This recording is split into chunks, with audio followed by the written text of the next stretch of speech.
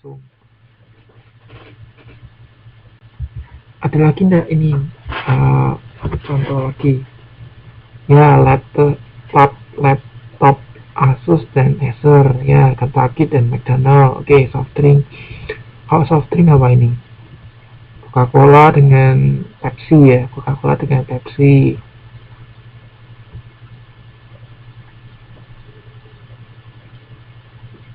Oke, AC juga bisa. Oke, Honda dan Yamaha bisa. Oke, bisa. Oke, masuk ke, jadi udah ngerti ya persaingan merek atau brand competition. Berikutnya ke persaingan industri. Persaingan antara produk tidak setipe atau tidak sekelas tetapi masih dalam industri yang sama. Contohnya ini persaingan antara mobil Daihatsu Terios dengan Honda Jazz. Nah, Honda Jazz dan Daihatsu Terios itu kan sama-sama di itu ya, industri otomotif kan, tapi kelasnya lain, kelas dan level tipenya lain. Kalau Terios itu kan mobil yang apa ya, istilahnya SUV ya.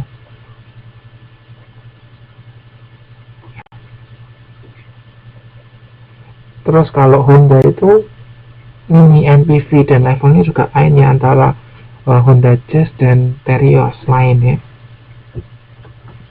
Ada lagi yang mau kasih contoh. Jadi industrinya sama tapi levelnya lain, produknya sama, bukan produknya ya, produknya setipe, tidak setipe, sorry, produknya tidak setipe, levelnya berbeda, kelasnya berbeda, tapi industri yang sama.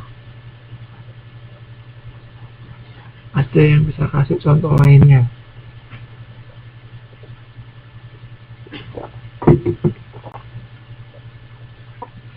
Honda sama Yamaha, mungkin bisa disebutkan mereknya, karena kalau kita bicara Honda dan Yamaha susah gitu ya, karena kedua perusahaan ini mempunyai banyak brand juga kan. Coba Anda persempit lagi, misal Honda punya produk apa, Yamaha punya produk apa, kemudian tipenya beda, kelasnya juga beda.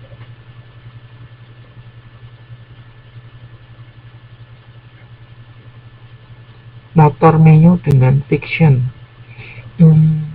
ini berarti bukan itu dong, bukan persaingan dong, kan sama-sama punya itu, punya Yamaha.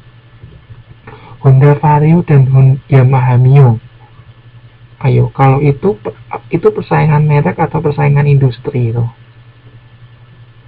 Saya pikir kalau ya merek, kalau Honda Vario dengan Honda Mio itu merek ya. Kita kan sekarang membahasnya persaingan industri. Jadi levelnya beda, produknya tidak setipe, tapi industrinya sama. PT Hitachi dan PT Daikin. Oh ya, sama-sama AC, tapi levelnya lain ya. Sepertinya Daikin lebih baik ya daripada Hitachi ya. Ya, boleh ini persaingan industri yang ini dicontohkan Mbak Galuh Sanda ini bisa nih. Ada lagi enggak contoh lainnya? Contoh persaingan industri.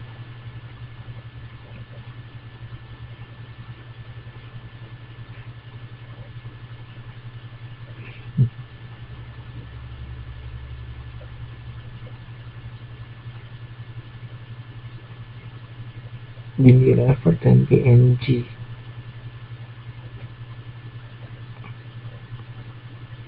Sebetulnya saya lebih cenderung kalau Anda menyebutkan contoh dengan apa produknya ya, dengan nama mereknya. Kalau nama perusahaannya kita akan susah untuk membandingkan. Ini aja saya contohkan, itu aja. Apple, iPhone 5 dengan produk Cina, HP Cina. Nah itu ketara ya, itu sama-sama di industri telekomunikasi, sama-sama di industri handphone, tapi kan levelnya lain ya, antara iPhone dengan dengan made in China ya. Nah, oke, Mbak Ari nih bisa nih. Supra X dengan Jupiter ya, betul. Ini kelasnya lain ya, tapi sama-sama di industri yang sama.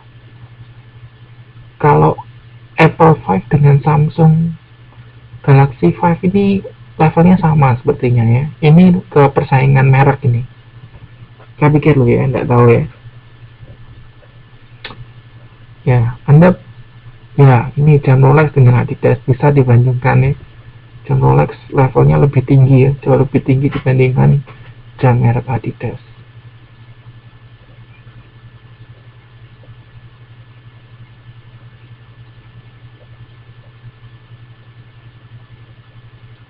Oke, saya lanjutkan lagi ya jadi ngerti ya sampai sini ya. Samsung Galaxy Note 2 dengan iPad itu merek itu sepertinya ya. Karena itu sama ya, tipe levelnya hampir sama. Saya pikir loh ya, menurut saya hampir sama Galaxy Note 2 dan iPad 3 ya, terakhir ya, iPad 3.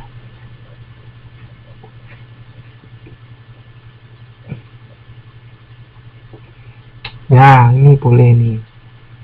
Oleh dan apa ini bedak bagus.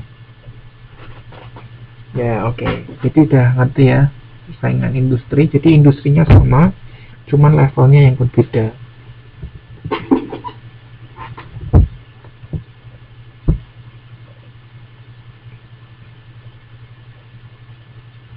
Oke, kita lanjut ke persaingan manfaat.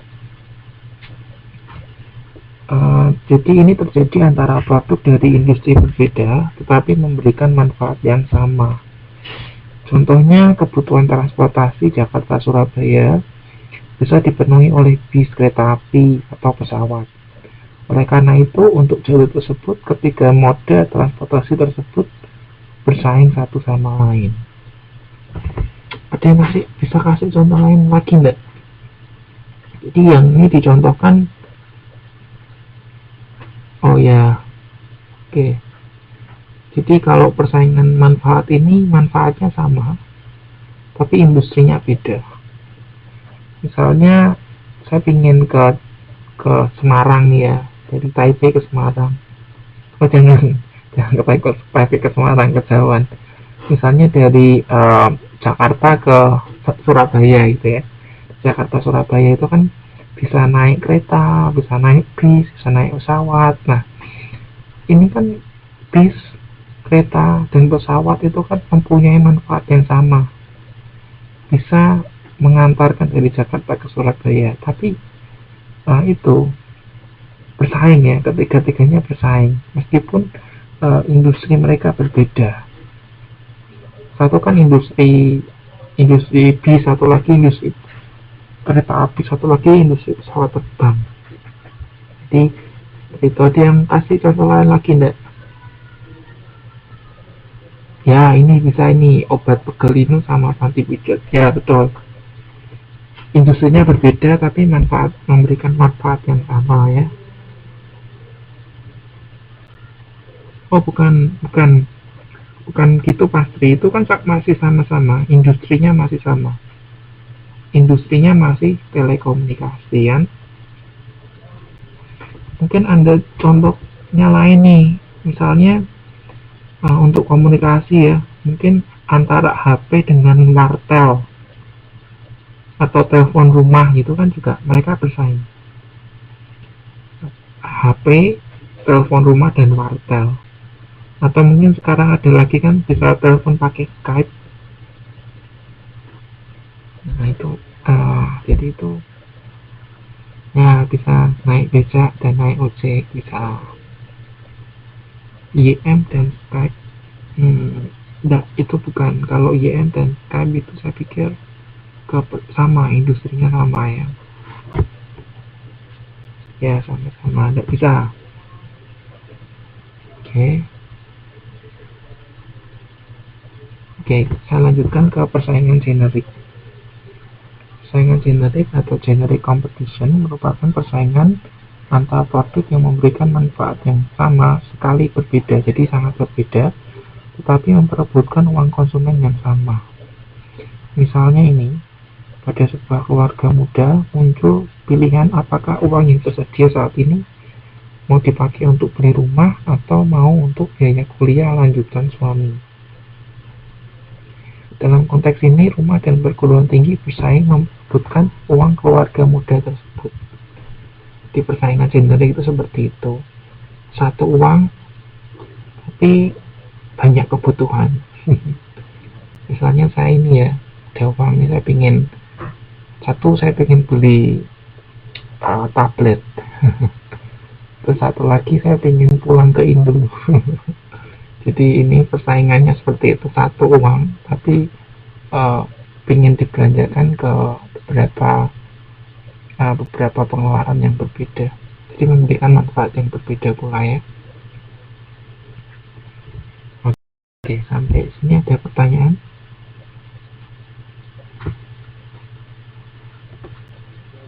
Oke, ada pertanyaan? Oke. Kalau tidak ada pertanyaan, saya lanjutkan.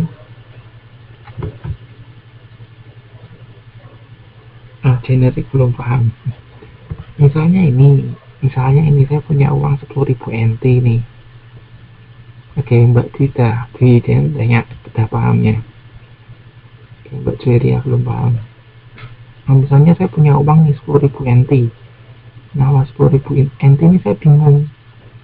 Mau saya pakai buat beli HP baru, atau pengen saya mau pakai pulang ke Indo, pulang mudik ya. Jadi uang 10.000 ini itu diperebutkan oleh dua. Jadi uang 10.000 NT itu diperebutkan oleh dua kebutuhan, antara pengen beli handphone baru atau buat mudik pulang ke Indo. Nah, seperti itu.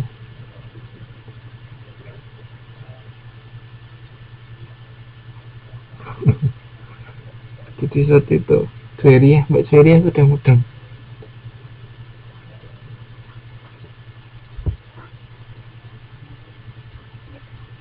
Oke, kalau sudah ngerti, kita lanjutkan ya.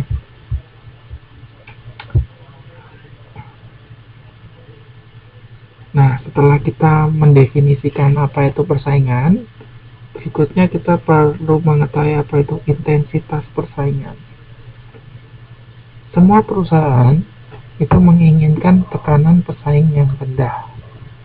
Dalam Blue Ocean Strategy, teori ini dikemukakan oleh Kim dan Manborgny. Itu menyatakan situasi ideal bagi sebuah perusahaan memiliki bisnis yang berada dalam lautan biru. Artinya apa? Tenang gitu ya. Ada persaingan tapi persaingannya tidak terlalu berat gitu ya.